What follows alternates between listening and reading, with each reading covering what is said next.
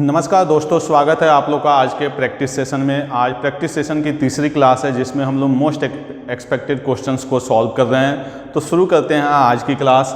आज की क्लास का जो फर्स्ट क्वेश्चन लिया गया है वो आपका कह सकते हैं नंबर सिस्टम से है या नंबर से है। करा the difference of A 2 digit number and the number obtain when the position of its digit is interchange.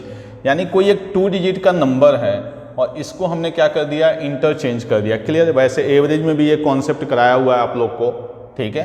तो जब भी हम कोई 2 डिजिट का नंबर इंटरचेंज करते हैं ना, जैसे मैं कॉन्सेप्ट की बात करूं कि 23 को सपोज दैट मैंने 32 कर दिया, तो इनके बीच में जो डिफरेंस आता है ना वो बेसिकली क्या होता है, 9 इंटू डिफरेंस ऑफ डिजिट्स होता है। ये फिक्स है। जैसे देखिए 23 से 32 का डिफरेंस 9 है और डिजिट का डिफरेंस भी क्या है, 1 है। तो 9 इंटू 1 क्या बना, 9। कोई भी नंबर आप अपने मन से ले लीजिए, सपोज दैट 25 और इनको इंटरचेंज करके मैंने बना दिया 52। तो इनके बीच में जो डिफरेंस होगा 25 से 52 का वो देखिए क्या है, 27। इसको कैसे निकाल सकते हैं, 9 into difference of the digit. 2 - 5 का डिफरेंस क्या होगा, 3, दैट इज 27। अपना जो क्वेश्चन है वो पूछ रहा है difference of the digits. Clear. यानी आप लिखेंगे 9 इंटू डिफरेंस ऑफ डिजिट्स की वैल्यू क्वेश्चन में कितनी दी गई है, 45। ये मैंने आपको एग्जांपल समझाया ऐसे ही कि कोई भी 2 डिजिट का नंबर जब इंटरचेंज होता है तो उनके बीच में जो गैप आता है वो हमेशा 9 का क्या होता है, मल्टीपल होता है। और वो भी 9 का क्या multiple, difference of the digits. तो इस क्वेश्चन में हमसे पूछा गया डिफरेंस ऑफ द डिजिट, तो 9 से 45 कट होगा, यानी आंसर क्या हो जाएगा आपका 5। तो आई थिंक आपने एक नया कॉन्सेप्ट भी सीखा होगा। क्लियर कि कोई भी 2 डिजिट का नंबर जब भी इंटरचेंज होगा तो किसका मल्टीपल होता है, 9 का मल्टीपल होता है। आते हैं हम लोग नेक्स्ट क्वेश्चन पे। नेक्स्ट क्वेश्चन भी आपका ऐसे ही लिया गया है जैसे हर क्लास में हम लोग एक जनरल क्वेश्चंस करते हैं, ठीक है, जिनका कोई टॉपिक फिक्स नहीं होता। उसी टाइप का ये भी एक क्वेश्चन है। कह रहा है कि रहीम है सम हेन्स एंड काऊ। उसके पास क्या है, कुछ मुर्गियां हैं, some hens and cow. If the number of heads and legs are 48 and number of heads and legs are 48 and, यहाँ पे कुछ होना चाहिए 48 एंड रहीम है some hens and cows. If the number of heads and legs are 48, 46, find the number of hens. देखिए यहाँ पे question में कुछ ना कुछ आपका मिसप्रिंट है। रहीम है some hens and cows if the number of heads. Number of heads को हम काउंट कर रहे हैं तो कितने हैं आपके, 48 हैं। और नंबर ऑफ लेग्स जो होने चाहिए वो 1, 0 कुछ भी होना चाहिए। चलिए हम लोग वहाँ पे कोई नंबर लेट करके सॉल्व करते हैं कि अगर हेड्स को काउंट किया जाता है, टोटल हेड्स को काउंट किया जाता है तो ये है 48 और टोटल लेग्स को काउंट किया जाता है तो हम सपोज कर लेते हैं 108। फिलहाल इसी पे क्वेश्चन को सॉल्व करते हैं। यहाँ पे डाटा आपका मिसिंग है कि अगर हेड्स काउंट किया जा रहा है तो कितने आपके 48 और अगर लेग्स काउंट किए जा रहे हैं तो कितने हो रहे हैं 108। पता करना है find the number of hens. तो इसके देखिए बड़े सारे तरीके हो सकते हैं। मान लीजिए हेन्स को हमने ले लिया x और काऊ को ले लिया y। तो आपको पता है जितने हेन्स और काऊ होंगे उतने ही हेड होंगे, क्योंकि भाई एक मुर्गी की एक ही मुंडी होगी, एक काऊ की भी एक ही होगी। तो x + y = क्या हो गया, 48। अब कह रहा है कि अगर लेग्स को आप काउंट करते हैं तो कितना हो रहा है, 108। तो आपको पता है एक हेन्स के कितने लेग, 2, तो x के 2x + 4y = कितना हो गया, 108। ये बात समझ में आई। सिंपल क्वेश्चन में कुछ हेन्स है और कुछ क्या है आपके काउज हैं। तो हेन्स और काउज जितने होंगे दोनों की काउंटिंग को ऐड करेंगे तो नंबर ऑफ हेड्स बनेंगे। और हेन्स के 2 टांगे तो x × 2, काऊ की 4, 4 × y, तो टोटल लेग्स कितने हो गए, 108। अब इस इक्वेशन को आप चाहें तो 2 के साथ क्या कर दें, मल्टीप्लाई। तो 2x + 2y = 96। इस वैल्यू में से हम इस वैल्यू को क्या कर रहे हैं, माइनस। तो यहाँ पे आ जाएगा आपका माइनस, यहाँ पे माइनस और यहाँ पे माइनस। तो ये 2x से 2x कैंसिल। 2y की जो वैल्यू आ गई वो अपने पास आ गई 12। तो y की जो वैल्यू होगी वो क्या हो जाएगी आपकी 6। यानी अगर मैं काऊ की बात करूँ तो गायें कितनी हो गई आपकी, 6। तो अगर गाय 6 हो गई तो जो बची हुई हैं वो क्या हो जाएंगी आपकी, हेन्स हो जाएंगे। क्लियर। तो y की वैल्यू 6, तो x की वैल्यू यहाँ पे कितनी हो जाएगी, 42। यानी जो मैं हेन्स की बात कर रहा हूँ ये कितनी हो जाएंगी, टोटल 42। क्लियर है, ये बात सबको समझ में आ रही है। क्वेश्चन एकदम इक्वेशन बेस्ड था। यहाँ पे चूंकि डाटा मिसिंग है इसलिए आंसर आपका मैच नहीं हो रहा। बाकी मैंने कॉन्सेप्ट आपको समझा दिया कि इस क्वेश्चन में बेसिक कॉन्सेप्ट क्या यूज है। क्लियर। चलिए नेक्स्ट क्वेश्चन पे आते हैं।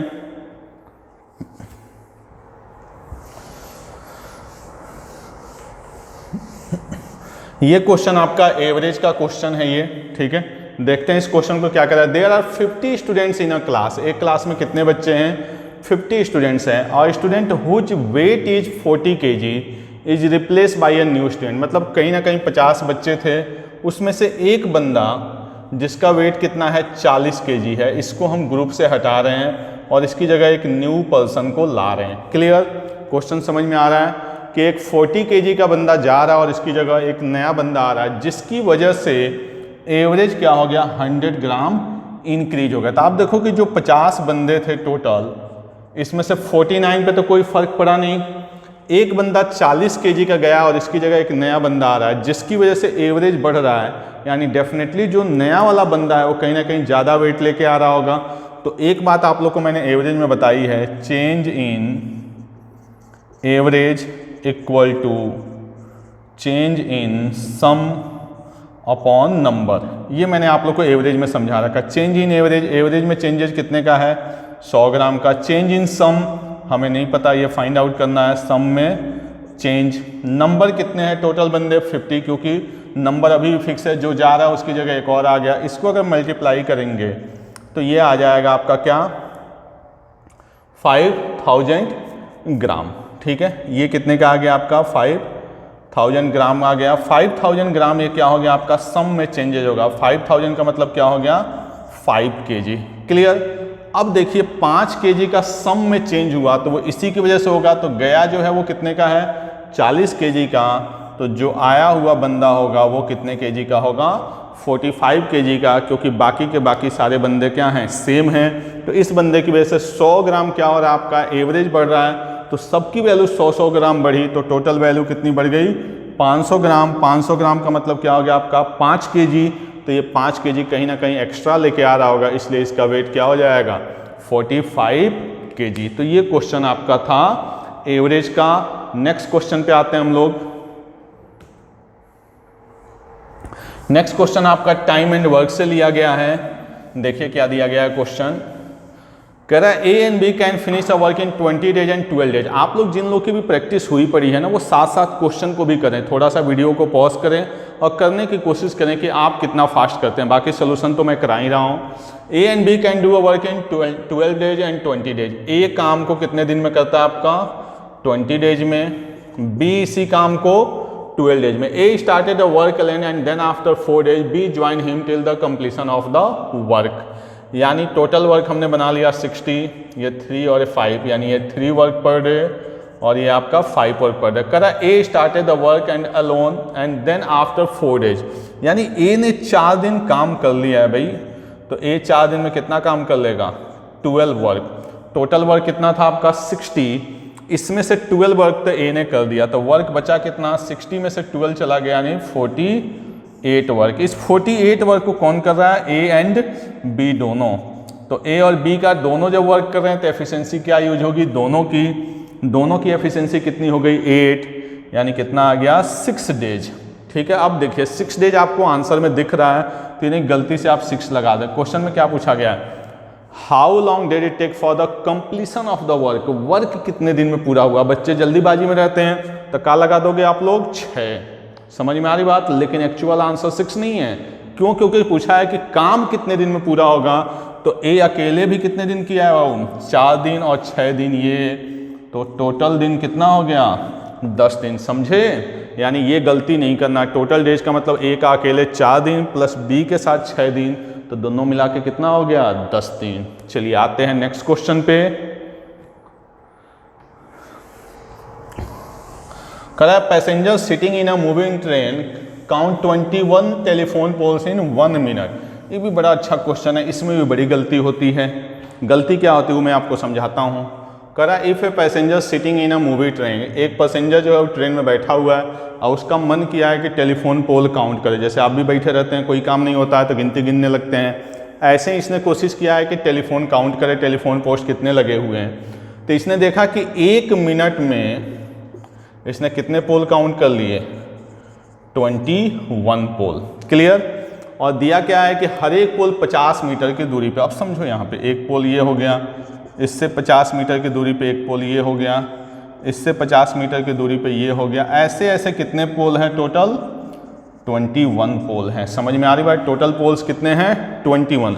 अब यहाँ पे जो समझदारी करनी है वो ये करनी है कि जैसे देखो एक पोल और एक, ये 2 पोल तो है, लेकिन इनके बीच में डिस्टेंस कितना है? सिर्फ 50 मीटर्स है। समझ में आ रही बात? अगर मैं 3 पोल की बात करूं तो इनके बीच में डिस्टेंस कितना है आपका? 100 मीटर्स। यानी एक्चुअल में पोल कितने हैं? 3। ठीक है, एक्चुअल में जो पोल कितने हैं वो 3, लेकिन गैप कितना क्रिएट हो रहा है? 2। 4 पोल है तो देखो आप 3 डिस्टेंस, 5 पोल होगा तो 4, यानी 1 कम होगा। बात समझ में आ रही है? जैसे 2 पोल के बीच में डिस्टेंस कितना है? 50, लेकिन 2 को 50 से मल्टीप्लाई करेंगे तो डिस्टेंस कितना आ जाएगा? 100, जो कि गलत है। समझ में आ रही बात? तो यहाँ पर टोटल पोल्स कितने हैं? 21 और 50-50 है, तो टोटल जो डिस्टेंस होगा वो 50 × 20 यानी 1000 मीटर्स होगा। ये बात समझ में आ रही है? मैंने एग्जाम्पल से समझाने की कोशिश की। 2 पोल 50 मीटर, 3 पोल यानी 2 × 50, 4 तो 3 × 50, 1 कम होता है। तो टोटल डिस्टेंस कितना हो गया आपका? 1000 मीटर्स। और इसमें इसको टाइम कितना लग रहा है? 1 मिनट। तो स्पीड इक्वल टू क्या होता है आपका? Distance upon time. तो 1000 बाई हमने कर दिया 60, तो ये जो डिस्टेंस आएगा वो किस में आएगा? मीटर पर सेकेंड में। और हमें जो डिस्टेंस स्पीड ये जो स्पीड आएगा वो किस में आएगा आपका? मीटर पर सेकेंड में। हमें जो स्पीड चाहिए वो किस में चाहिए आपका? किलोमीटर पर आवर में। तो इसको क्या करेंगे आप? 18/5 के साथ मल्टीप्लाई, तो 63520, यानी फाइनल जो आंसर बनेगा वो बनेगा आपका 60 किलोमीटर पर आवर। क्लियर? तो इस टाइप के भी क्वेश्चन आपके पेपर में आते हैं। आई होप आपको समझ में आ गया होगा। आते हैं हम लोग नेक्स्ट क्वेश्चन पे। कौन सा क्वेश्चन है? क्या कह रहा है आपका? Adding 24 in a number is equal to adding its 20%। मतलब किसी नंबर में 24 ऐड करने का मतलब उसमें हम 20% ऐड कर रहे हैं। देखिए बड़े सारे तरीके हो सकते हैं। यानी जो कोई नंबर था उसमें आपने कितना ऐड किया? 24 करा, या तो 24 ऐड करिए या 20% ऐड करिए। इसका मतलब मोटा मोटी जो 20% की वैल्यू हो गई वो क्या हो गई? 24। सीधी सी बात है। करा adding 24 in a number is equal to adding 20% to the same number. इसका मतलब 20% वाले नंबर 100% होगा, तो ऐड करने के बाद कितना बन जाएगा? 120%। और क्वेश्चन में कोइंसिडेंटली क्या पूछा गया? 120% की वैल्यू। तो 20% की वैल्यू 24, तो 1% की वैल्यू 24/24, तो 120% की वैल्यू 24/20 इंटू 120, 24 छक्के 144, यानी आंसर क्या आ जाएगा? 144। क्लियर? बहुत सिंपल सा क्वेश्चन था। नेक्स्ट पे आते हैं। ऐसा क्वेश्चन मैंने पिछले क्लास में भी करा रखा है, फटाफट इसका आंसर करें आप लोग। करा by selling 56 good the profit is equal to the cost price of 14 goods. Last class में जो मैंने कराया था उसमें एसपी और सीपी को इक्वेट किया था। मैंने इसका एकदम आसान तरीका क्या बताया था? वो कि जो कह रहा है उसको लिख लो। क्या कह रहा है भाई? इसको क्या हुआ है? प्रॉफिट। तो प्रॉफिट इक्वल टू आपने आज तक क्या पढ़ा है? SP minus CP. यहाँ पे क्वेश्चन को करने का आपको सबसे आसान तरीका बताया जाएगा। जिनको भी बेसिक की प्रॉब्लम है मैंने बताया था आपको क्या करना है? सारे के सारे प्लेलिस्ट से अपने बेसिक्स क्लियर करने हैं। अगर आपको वीडियो पसंद आ रहा तो लाइक भी करें। चलिए, प्रॉफिट इक्वल टू क्या होता है? SP minus CP. प्रॉफिट कितना है? Is equal to cost price of 14 goods, यानी प्रॉफिट की जगह है 14 का सीपी का रहा। देखिए, by selling 56 goods the profit is equal to cost price of 14 goods, यानी प्रॉफिट जो है वो कॉस्ट प्राइस ऑफ 14। एसपी कितना बेच रहा है? 56, यानी 56 का एसपी तो खरीदा भी होगा 56 का सीपी। सीपी को इधर लाइए तो कितना हो गया आपका? 70 का सीपी इक्वल टू 56 का एसपी। अब ये देखिए पिछली क्लास का क्वेश्चन हो गया। CP by SP equal to क्या बन जाएगा? 56/70। मन करे तो इसको काट दीजिए 4 और 5। 4 रुपये का सामान कितने में बेच रहा है वो? 5 रुपये में। द प्रॉफिट परसेंटेज हुई, यानी कितने का फायदा हो गया? 1 का। एक बार और क्वेश्चन को चेक कर लेते हैं। 56 4 60 10 70, 70 सीपी, 56 एसपी, 14 4 14 5। 1/4 इंटू 100, यानी कितने परसेंट का प्रॉफिट हो गया इसको? 25% का। क्लियर है? प्रॉफिट इक्वल टू लिखा हुआ है कॉस्ट प्राइस ऑफ 14 गुड्स, यानी 14 का सीपी बेचा कितना 56 का SP माइनस 56 का CP, CP इधर आया 14 प्लस 56 70 का CP इक्वल टू 56 का SP, CP by SP equal to 56 by 70 that is 4/5। 4 रुपये का सामान 5 रुपये में, 1 का फायदा किस पे 4 पे, यानी फाइनली आंसर 25%। क्लियर। नेक्स्ट क्वेश्चन पे आते हैं। नेक्स्ट क्वेश्चन देखिए क्या है, कदा divide ₹2379 into 3 part so that their amounts after. देखिए अब क्वेश्चन को ध्यान समझिए, कदा 2379 है, 2379 इसको 3 पार्ट में डिवाइड कर रहा है। कितने पार्ट में डिवाइड कर रहा है? 3 पार्ट में डिवाइड कर रहा है। किस तरह से कि एक पे अमाउंट 2 साल के बाद, एक पे अमाउंट 3 साल के बाद और एक पे अमाउंट 4 साल के बाद क्या हो जाए, इक्वल हो जाए। रेट ऑफ इंटरेस्ट यहाँ पे भी 5%, यहाँ पे भी 5%, यहाँ पे भी 5%। क्लियर है। पहले क्वेश्चन को समझते हैं, बड़ा ही खूबसूरत सा क्वेश्चन है। कह रहा है कि भाई 2379 को 3 पार्ट में डिवाइड करिए। 3 इक्वल पार्ट में मत डिवाइड कर देना अपने मन से, ठीक है। 3 पार्ट में डिवाइड करना, वो पार्ट हमने मान लिया A, B, C। पहला कितने साल के लिए? 2 साल के लिए 5%, दूसरा कितने साल के लिए? 3 साल के लिए 5% और तीसरा 4 साल के लिए 5%। कह रहा है इनका जो अमाउंट है वो क्या हो रहा है? सेम हो रहा है, may be equal, their amounts may be equal. तो आप देखिए 5% 2 साल का, तो इंटरेस्ट कितना बना? 10%। 5% 3 साल का, तो इंटरेस्ट 15%। 5% 4 साल का, तो इंटरेस्ट 20%। इंटरेस्ट अगर 10% होगा तो अमाउंट 110%, 115%, 120%। करा तीनों का अमाउंट सेम है, यानी A का 110% इक्वल टू B का 115% इक्वल टू C का 120%। इसको सॉल्व करेंगे, कैंसल, इसको भी कट कर दीजिए, 22, 23, 24। यहाँ तक सबको बात समझ में आ रही है? तीनों पार्ट आपस में इक्वल हैं, तो हमने तीनों पार्ट को क्या कर लिया? इक्वल कर लिया। यहाँ तक फटाफट लिखिए, फिर इसके आगे मैं समझाता हूँ, ठीक है। 2379 था जिसके 3 पार्ट हमने कर दिए, 2% 5 साल, 10%, 15%, 20%। Interest 10% amount 110, 115, 120। A का 110% इक्वल टू B का 115% इक्वल टू C का 120%। तीनों में 10, 100, 100, 100 कॉमन कैंसल, 5 से कटिंग कर दिया, यानी लास्ट में अपने पास जो लाइन आ रही है वो क्या आ रही है? 22 times of A equal to 23 times of B equal to 24 times of C। Ratio में मैंने आपको एक कॉन्सेप्ट समझाया, यहाँ पे मैं फिर लिख देता हूँ कि अगर कहीं हो 2x equal to 3y equal to 4z, तो x ratio y ratio z जो होता है, जब x की वैल्यू लिखना हो तो इनको मल्टीप्लाई कर दीजिए, यानी 3 4 जा 12। जब y लिखना हो तो 4 2 जा 8, और जब z लिखना हो तो 2 3 जा 6। ये कॉन्सेप्ट रेशियो का है। रेशियो में ऑलरेडी ये वीडियो पड़ा हुआ है, तो देख लेंगे। यहाँ मैं डायरेक्ट कर रहा हूँ। अब मुझे लिखना है A ratio B ratio C। तो जब A का पार्ट लिखना है तो A को कवर, इन दोनों को मल्टीप्लाई, 24 3 72, 24 दिन 48 7 55, यानी 5 5 2। जब B लिखना है, B वाला पार्ट कवर, 24 दूनी 48, 24 दूनी 48 4 52। जब C लिखना है तो C वाला पार्ट कवर, 23 दूनी 46, 23 दूनी 46 और 4 50। इसको मिनिमाइज करेंगे, 2 दूनी 4, 2 7 14, 2 6 12। इसको मिनिमाइज करेंगे, 2 26 4। इसको मिनिमाइज करेंगे 253, यानी ये बन गया ABC तीनों पार्ट का रेशियो। तीनों को सम करते हैं, 4 3 7 6 13, 5 6 11 7 18, 1 9 2 2 4 2 6 793। क्वेश्चन में तीनों का सम कितना दिया हुआ है? 7930। तो 1 की वैल्यू क्या हो जाएगी? 10।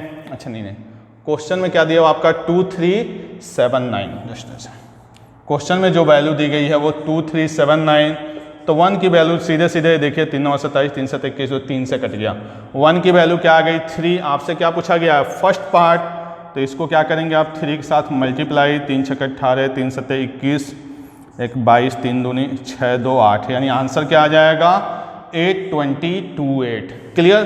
तो ये क्वेश्चन थोड़ा सा एक लेवल ऊपर था, बट ऐसे क्वेश्चन में ऑलरेडी आप लोग को सिंपल इंटरेस्ट में करा चुका हूँ।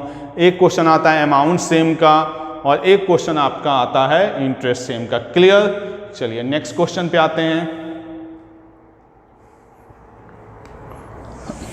नेक्स्ट क्वेश्चन क्या कह रहा है आपका, simple interest on a certain some for 3 years is ₹1200 and compound interest for 2 years is ₹8 find the rate of interest. ये देखिए सिंपल इंटरेस्ट और कंपाउंड इंटरेस्ट जिन लोगों ने भी पढ़ा होगा आपको पता होगा कि सिंपल इंटरेस्ट हर साल क्या होता है, सेम होता है। तो 3 साल का जो सिंपल इंटरेस्ट है वो कितना है भाई, 1200 रुपये। 3 साल का जो सिंपल इंटरेस्ट है 1200 रुपये, तो हर एक साल का कितना होगा, 400 400 400। जिन लोगों ने भी थोड़ा बहुत पढ़ा होगा उनको पता होगा। कंपाउंड इंटरेस्ट 2 साल का 812 रुपये, इसको हमने बना दिया 400 400 800, बचा कितना 12 रुपये। क्लियर है।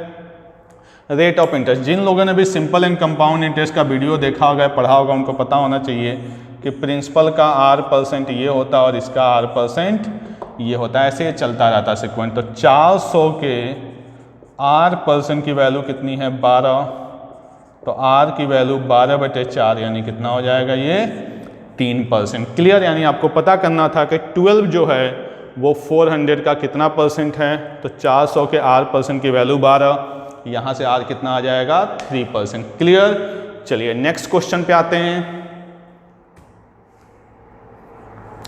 नेक्स्ट क्वेश्चन जो आपका लिया गया है वो आपका है मेंसुरेशन का क्वेश्चन है। क्या दिया हुआ है क्वेश्चन देखिए, if the radius of 2 concentric, concentric circle का मतलब होता है ऐसे सर्कल जिनका सेंटर क्या हो, सेम हो। कुछ इस तरह का, जैसे ये 2 सर्कल बन गए तो इन दोनों का सेंटर क्या है, सेम है।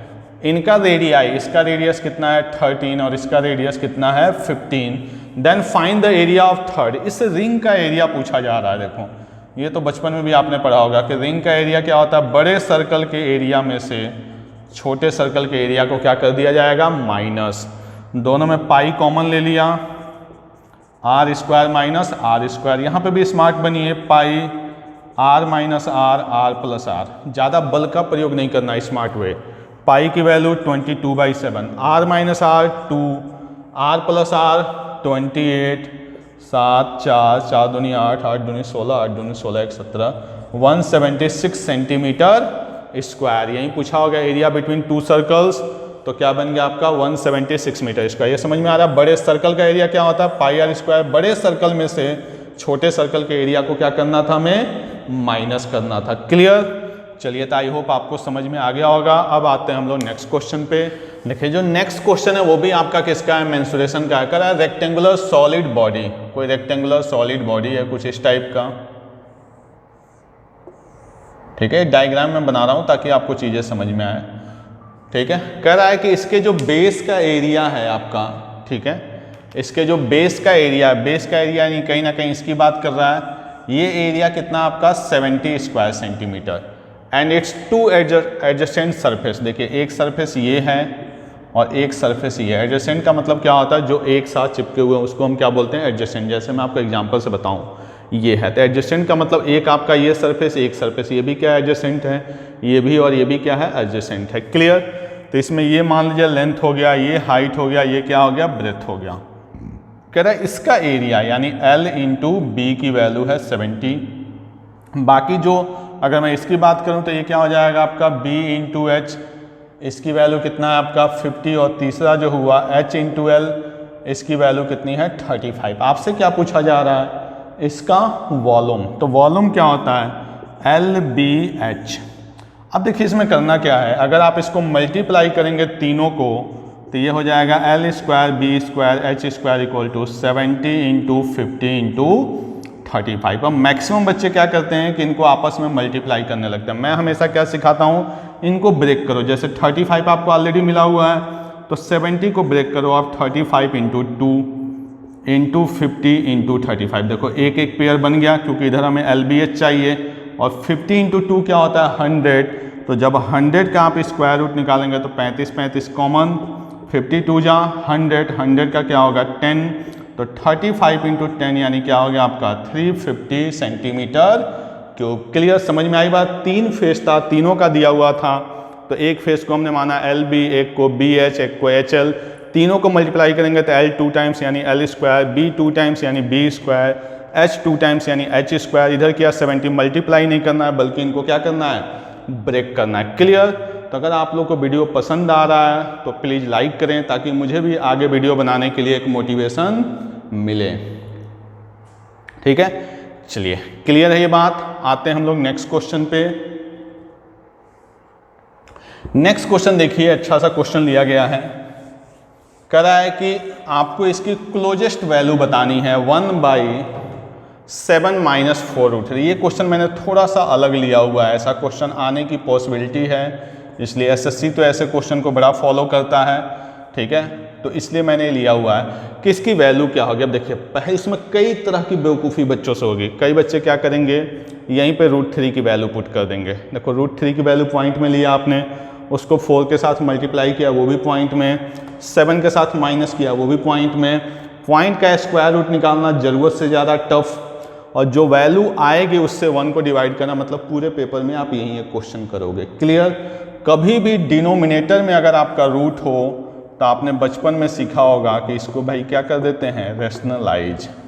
क्लियर। यानी अगर माइनस है तो प्लस वाले से, और प्लस है तो माइनस वाले से मल्टीप्लाई। तो ऊपर क्या आ जाएगा 7 + 4√3, और नीचे a² - b²। 7 का स्क्वायर 49 - 4 का स्क्वायर 16, 16 3 जा 48। यानी फाइनली जो अपना क्वेश्चन बन गया वो बन गया 7 + 4√3। यानी एक जो प्रॉब्लम थी कि जो ये डिनोमिनेटर में था उसको मैं कहाँ पे लेके आ गया, न्यूमरेटर में। क्लियर। अब इसको भी करने के लोग आपको बड़े सारे तरीके बताएंगे, मैं सिंपल सा तरीका बताता हूँ कि जब भी ऐसा क्वेश्चन आएगा आपको करना क्या है, सिर्फ यहाँ पे जो टर्म है वो 2 को बचाना है। किसको बचाना है, सिर्फ 2 को। तो 2 4 था, 4 में से 2 आपने अपने पास रख लिया तो बचा क्या 2। जब ये 2 अंदर जाएगा तो स्क्वायर होगा, 2 2 जा 4, 3 जा 12। ये बात सबको समझ में आ रही है। अगर ये न समझ में आ रहा होगा तो सिंप्लीफिकेशन में इस टाइप का वीडियो मैंने डाला हुआ है जहाँ पे प्रॉपर डिटेल्स में मैंने समझाया हुआ है। यहाँ हमें क्या है, क्वेश्चन की प्रैक्टिस करानी है फटाफट। तो हम इतना ज़्यादा टाइम इसके बेसिक पे नहीं जाएंगे, बेसिक्स की सारी वीडियो पड़ी हुई है आपकी सुविधा के लिए। क्लियर। यानी 2 बचा। 12 के 2 पार्ट करने हैं जिनसे 7 बने। 12 के क्या करने हैं, 2 पार्ट स्प्लिटिंग। बताइए 4 और 3, दोनों पे रूट लगाना है, बीच में प्लस 4 का स्क्वायर रूट क्या बना 2, √3 का क्या बना 1.73। Finally answer 3.73। क्लियर। तो पहला कॉन्सेप्ट डिनोमिनेटर में है तो रैशनलाइज हो गया। दूसरा कॉन्सेप्ट रूट के साथ सिर्फ 2 बचाना है, बाकी सब कुछ अंदर, जो अंदर वाली वैल्यू है उसको स्प्लिट कर देना है इस वैल्यू के अकॉर्डिंग। तो 4 और 3 दोनों का स्क्वायर रूट, तो 2 और 1.73 दैट इज 3.73। क्लियर। चलिए नेक्स्ट क्वेश्चन पे आते हैं। नेक्स्ट क्वेश्चन आपका बॉडमॉस का है, एक क्वेश्चन आपका सिंप्लीफिकेशन का आता है, इसलिए अल्टरनेट सीट में आपको सिंप्लीफिकेशन के क्वेश्चंस मिलेंगे। देखते हैं क्वेश्चन क्या है आपका। 5 डिवाइडेड बाई 5 + 8, कोई साइन नहीं यानी 13 कर लिया, -4 प्लस माइनस ब्रैकेट में है 4 + 4 ऑफ 2 का मतलब क्या हो गया भाई 8 divided by 4 -2 divided by 4 of 2 यानी 8। क्लियर। ये इतना आपका क्वेश्चन है जिसको लिखते वक्त मैंने थोड़ा सा सॉल्व किया। 5 डिवाइडेड बाई 5 + 8 13 कर लिया, -4 अपनी जगह पे है, 4 ऑफ 2 का मतलब 8 कर लिया, divided by 4, -2 divided by 4 of 2 को कर लिया मैंने 8। अगला स्टेप पे आते हैं। 5 डिवाइडेड बाई 13 - 4 प्लस 8 को जब मैं 4 से डिवाइड करूंगा क्या आ जाएगा आपका 2, -2 डिवाइडेड बाई 8 का मतलब क्या हो गया भाई 1/4। फिर से सॉल्व करेंगे, ये अभी ब्रैकेट में ही चल रहा है, यहाँ पे मैंने ब्रैकेट गलती से हटा दिया, ये चलता रहेगा, ठीक है। 5 डिवाइडेड बाई, अब देखिए 4 + 2 6, 13 में से 6 जाएगा क्या बचेगा 7, 7 - 1/4, 7 - 1/4, 5 डिवाइडेड बाई 4 × 7 = 28 - 1 27/4, रिवर्स हो जाएगा 20/27। 20/27 आपका बन जाना। आंसर कहीं कुछ गलत हुआ है, जस्ट 1 मिनट चेक कर लेते हैं। 5 डिवाइडेड बाई 5 + 8 13 - 4 प्लस 4 ऑफ 2 यानी 8, 8 डिवाइडेड बाई 4, 8 डिवाइडेड बाई 4 -2, 4 2 जा 8, 8/2/8 का मतलब 1/4, 5 divided by 13 - 4, 4 of 8 2, 4 13 minus 4 plus 2 6, 13 minus 6 7, -1/4 7 चौका 28, -1 27/4 यानी 20/27। अगर कुछ मिस्टेक रहा होगा तो साइन की, हाँ जी देखो यहाँ पे गलती हो गई है मेरे से। जो आपका ये साइन है ध्यान से देखिए, ये वाला जो साइन है आपका वो इस ब्रैकेट के बाहर है, इस साइन को मैंने गलती से छोड़ दिया, इसलिए यहाँ पे आपका गलत हो जा रहा है। जो आपका साइन लगा हुआ था यहाँ वाला, ये सबके साथ रहेगा तो ये तो माइनस रहेगा और ये किस में हो जाएगा आपका प्लस में। तो 7 चौका 28 और 1 29/4 यानी 20/29 क्या हो जाएगा आपका आंसर हो जाएगा। तो ये ध्यान रखिएगा कि जल्दीबाजी में कोई साइन की गलती ना हो। वहाँ पे जो माइनस लगा हुआ था वो मिडिल ब्रैकेट से पहले लगा था, यानी इसका भी साइन वही था और मैंने उस चीज़ को यहाँ पे क्या कर दिया था, स्किप कर दिया था। क्लियर। चलिए आते हैं हम लोग नेक्स्ट क्वेश्चन पे। नेक्स्ट क्वेश्चन जो है आपका, ऐसे आपके सब इंस्पेक्टर और पटवारी में बड़े क्वेश्चन आते हैं। The greatest 4 digits number exactly divisible by 10, 15 and 20। 10 से भी होना चाहिए, 15 से भी होना चाहिए, 20 से भी होना चाहिए। तो सबसे पहले तो 10, 15, 20 से डिवाइड होने वाला नंबर 10, 15, 20 का एलसीएम दैट इज 60। ये मैंने बताया था ग्रेटेस्ट 4 डिजिट नंबर 999। का आंसर या तो 999 होगा या 9 से छोटा होगा। कॉन्सेप्ट क्या है, 60 के साथ चुपचाप डिवाइड करना। 60, 39, 9, 6 6 जा 360, 9 3 90, फिर 6 जा 360, एक्स्ट्रा क्या आया 39 इसके पास एक्स्ट्रा है क्योंकि इससे ऊपर हम जाएंगे तो नंबर कितने डिजिट का हो जाएगा, 5 डिजिट्स का। अपने को नंबर कितने डिजिट्स का चाहिए, 4 डिजिट्स का। ये मैक्सिमम नंबर है। लास्ट क्लास में मैंने बताया था मिनिमम, तो हम आगे गए थे। यहाँ पे हाईएस्ट तो हम पीछे आएंगे, 39 एक्स्ट्रा है। इसमें से 39 को क्या कर देंगे minus, that is 9960 is the right answer. ऐसा एक क्वेश्चन आपके पेपर में आएगा, गारंटेड है। क्लियर। चलिए अब आते हैं आज की क्लास का last question. The smallest perfect square divisible by 6, 12 and 18। The smallest perfect square divisible by 6, 12 and 18। इसको आप बाई ऑप्शन भी चेक कर सकते हैं। जैसे करा स्मॉलेस्ट परफेक्ट स्क्वायर, ये नहीं है, कट कर दीजिए। ये भी परफेक्ट स्क्वायर, ये भी परफेक्ट स्क्वायर, ये भी परफेक्ट स्क्वायर। सबसे बड़े नंबर से देखिए 18 से कटना चाहिए। 18 से ये भी कट रहा है, 18 से ये भी कट रहा है, 18 से ये नहीं कट रहा है, ये भी इग्नोर हो गया। समझ में आ रही है। बाई ऑप्शन में बता रहा हूँ, एकदम स्मार्ट वे, बाकी सॉल्व करके मैं बताऊंगा। नंबर 6, 12 दोनों से कटना चाहिए। Clear. The smallest 108 perfect square नहीं है, कैंसल। 6, 12, 18 से कटना चाहिए। 18 से कटने वाला नंबर 196 नहीं है, इसको भी एलिमिनेट कर दिया। 18 से ये भी कटता है, 18 से ये भी कटता है, 18 का काम खत्म। 12 से ये भी कटता है, 12 से ये भी कटता है, 6 से ये भी कटता है, 6 से ये भी कटता है, लेकिन स्मॉलेस्ट पूछा है तो स्मॉलेस्ट अपना आंसर क्या हो जाएगा 36। बाकी बेसिक वे 6, 12, 18 का क्या लीजिए एलसीएम 6 9 3 1 जा 3 2 जा 3 जा 2 3 जा 6 2 जा 12 3 जा 36। 36 बाय डिफॉल्ट क्या है, एक परफेक्ट स्क्वायर। अगर नहीं होता तो हम 36 का क्या करते, मल्टीपल्स ढूंढते, तो वो हमारा क्या हो जाता, आंसर हो जाता। क्लियर। तो ये आज की लास्ट क्लास थी। आप लोग को समझ में आ रहा है तो प्लीज़ वीडियो को लाइक एंड शेयर करें ताकि हम लोग नए से नए वीडियो आपके लिए लेके आ सके। Thank you.